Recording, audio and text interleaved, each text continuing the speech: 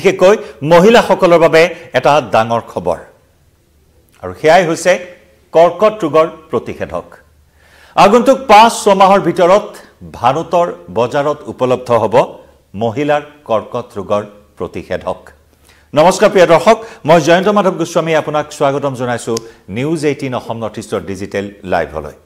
কৰ্কট ক্যান্সাৰ এক মহাব্যাধি এক জটিল ৰোগ যি ক্যান্সাৰ ৰোগে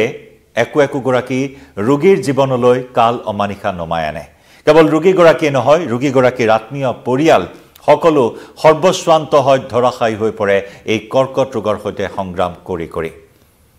আৰু অতি উদ্বেগজনকভাৱে ভাৰতবৰ্ষত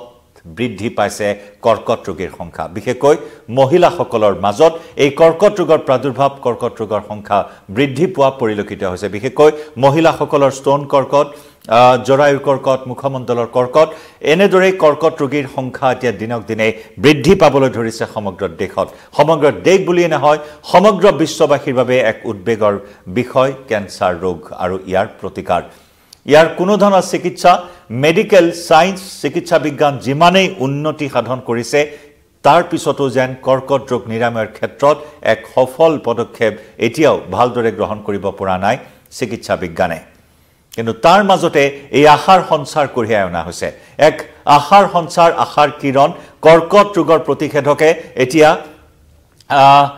আগন্তুক প্ৰজন্মৰ বাবে এক সুদূৰ প্ৰসাৰী প্ৰভাৱ পেলাব বুলি এই মুহূৰ্তত ভবা হৈছে আশা কৰা হৈছে আৰু এই কথা ঘোষণা কৰিছে যে আগন্তুক 5-6 মাহৰ ভিতৰত ভাৰতৰ বজাৰত মহিলাসকলৰ কৰ্কট ৰোগৰ প্ৰতিষেধক মুকলি কৰিব এই কথা ঘোষণা কৰিছে ভাৰত চৰকাৰৰ স্বাস্থ্য মন্ত্ৰণালয়ৰ ৰাজ্যিক মন্ত্ৰী প্ৰতাপ ৰাও যাদৱে এক সংবাদমেল সম্বোধন কৰি এই কথা ঘোষণা কৰিছে আগন্তুক 5-6 মাহৰ ভিতৰত ভাৰতৰ বজাৰত উপলব্ধ হ'ব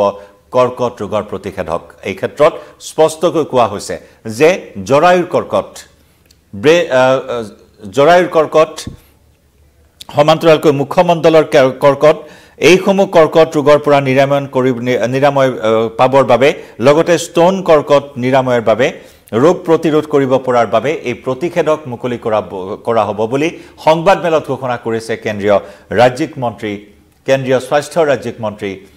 প্ৰতাপ ৰাও যাদৱে স্বাভাৱিকতে এই খবৰে এতিয়া আশাৰ সঞ্চাৰ ঘটাইছে আৰু ইয়াৰ উপৰিও মহিলাসকলৰ ক্যান্সাৰ কৰ্কট ৰোগৰ সজাগতাৰ ক্ষেত্ৰত বিশেষ পদক্ষেপ গ্ৰহণ কৰা হৈছে বিশেষ পদক্ষেপ অৰ্থাৎ 30 বছৰ বয়সৰ ঊৰ্ধ্বৰ মহিলাক হাস্পতালত স্ক্ৰিনিং কৰাৰ ব্যৱস্থা কৰা হ'ব বুলি উল্লেখ কৰা হৈছে একে সময়তে ডে কেয়াৰ চেণ্টাৰ স্থাপন কৰাৰ ঘোষণা কৰিছে কেন্দ্ৰীয় স্বাস্থ্য মন্ত্ৰীগৰাকীয়ে কেন্দ্ৰীয় ৰাজ্যিক স্বাস্থ্য মন্ত্ৰী প্ৰতাপ ৰাও যাদৱে এই কথা ঘোষণা কৰিছে যে ডে কেয়াৰ কেন্সাৰ চেণ্টাৰ স্থাপন কৰা হ'ব আৰু সেই উদ্দেশ্যেৰে কৰ্কটৰ চিকিৎসাত ব্যৱহৃত ঔষধৰ ইতিমধ্যে শুল্ক হ্ৰাস কৰা হৈছে শেহতীয়াকৈ কেন্দ্ৰীয় বিত্তমন্ত্ৰী নিৰ্মলা সীতাৰমণে বাজেট দাখিল কৰিছিল 2025-26 বৰ্ষৰ বাজেট যি বাজেটত ঘোষণা কৰা হৈছিল যে কেন্সাৰ ৰোগৰ ঔষধৰ শুল্ক হ্ৰাস কৰি এক বৃহৎ সকাহ প্ৰদান কৰা হৈছিল কেন্সাৰ ৰোগীসকলৰ বাবে গতিকে এই ক্ষেত্ৰত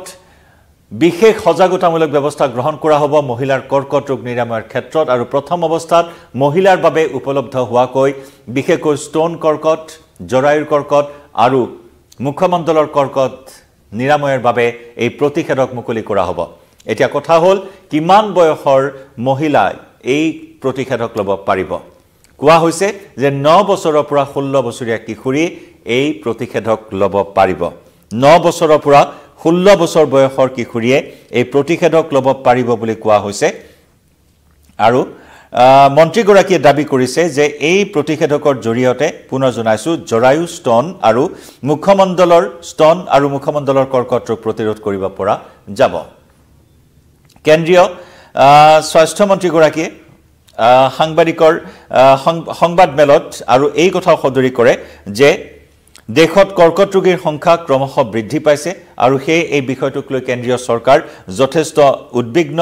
কৰ্কট বিৰোধী সজাগতাৰ বাবে চৰকাৰে বিশেষকৈ 30 বছৰৰ ঊৰ্ধ্বৰ মহিলাক হাস্পতালত স্ক্ৰিনিং কৰা হ'ব বুলি জানিবলৈ দিছে আৰু লগতে ডে কেয়াৰ চেণ্টাৰ স্থাপন কৰিও মহিলাসকলৰ স্বাস্থ্য পৰীক্ষা কৰাৰ ক্ষেত্ৰত বিশেষ ভূমিকা গ্ৰহণ কৰিব বুলি সদৰি কৰিছে আনহাতে এই প্ৰতিষেধক এতিয়া বজাৰত বিনামূলীয়াকৈ পাব নে মূল্যৰ বিনিময়ত এই প্ৰতিষেধক ল'ব লাগিব সেই কথা অৱশ্যে কালিৰ সংবাদমেলত স্পষ্ট কৰা নাই বা সদৰি কৰা নাই চৰকাৰৰ ফালৰ পৰা স্বাস্থ্য মন্ত্ৰালয়ৰ তৰফৰ পৰা উল্লেখযোগ্য যে ইতিমধ্যে ৰাছিয়াত চিকিৎসা বিজ্ঞানত আগবঢ়া ৰাছিয়াত ইতিমধ্যে কৰ্কট ৰোগৰ এবিধ প্ৰতিষেধক উদ্ভাৱন কৰা বুলি ৰাছিয়াই দাবী কৰিছে আৰু সেই প্ৰতিষেধক ইতিমধ্যে ৰাছিয়াৰ সাধাৰণ জনতাৰ মাজত ব্যৱহাৰ কৰা হৈছে প্ৰয়োগ কৰা হৈছে আৰু সোনকালে ৰাছিয়াত প্ৰস্তুত কৰা সেই প্ৰতিষেধকো ভাৰতলৈ আহিব বুলিও অতি শীঘ্ৰেই ভাৰতলৈ আহিব বুলি সদৰি কৰিছে সংবাদমেলত স্বাস্থ্য মন্ত্ৰীগৰাকীয়ে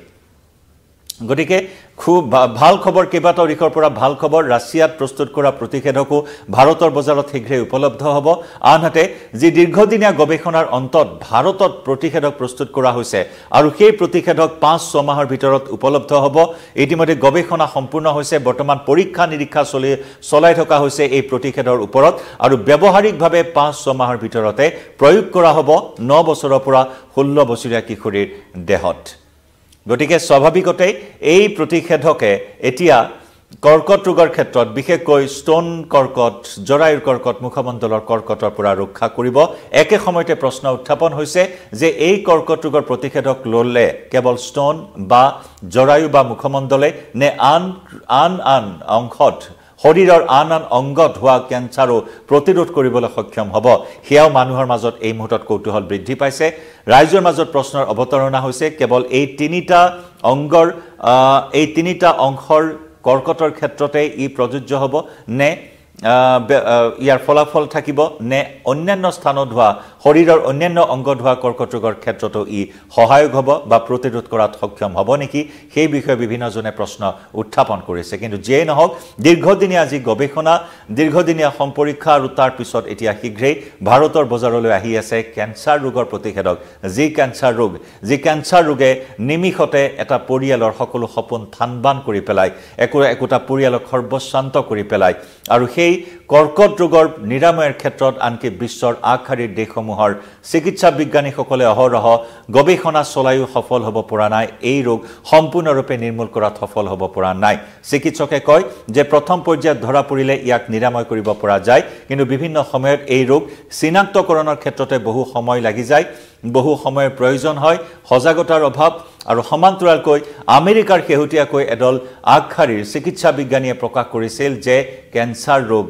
কপাল বেয়া হলে মানুহৰ হয় আনকি কপালৰ ওপৰত এৰি দিবলগীয়া হৈছিল চিকিৎসা বিজ্ঞানীসকলেও এনেকুৱা ধৰণৰ মন্তব্য কৰিছে আমেৰিকাৰ চিকিৎসা বিজ্ঞানীয়ে যে বেড লাকৰ ফলত অৰ্থাৎ কপাল বেয়া থাকিলে মানুহৰ কেঞ্চাৰ ৰোগ হয় বুলিও কৈছিল বিজ্ঞানীসকলে শেহতীয়াকৈ গতিকে এনেকুৱা ধৰণৰ এটা পৰিৱেশত ভাৰতত মহিলাৰ প্ৰতিষেধক কেঞ্চাৰ ৰোগৰ কৰ্কট ৰোগৰ প্ৰতিষেধক মুকলি কৰা বিষয়টোৱে এক সুদূৰ প্ৰসাৰী এক নতুন দিগন্তৰ সূচনা কৰিব বুলি এই মুহূৰ্তত চৰ্চা চলিছে চিকিৎসা ক্ষেত্ৰত লক্ষণীয় হ'ব এই প্ৰতিষেধকে কিমান দূৰ সফল হ'ব আগন্তুক প্ৰজন্মৰ কেঞ্চাৰ প্ৰতিৰোধ কৰাৰ ক্ষেত্ৰত কিভাৱে জনাওক আপোনাৰ মতামত লাইভৰ পৰা বিদায় লৈছো ধন্যবাদ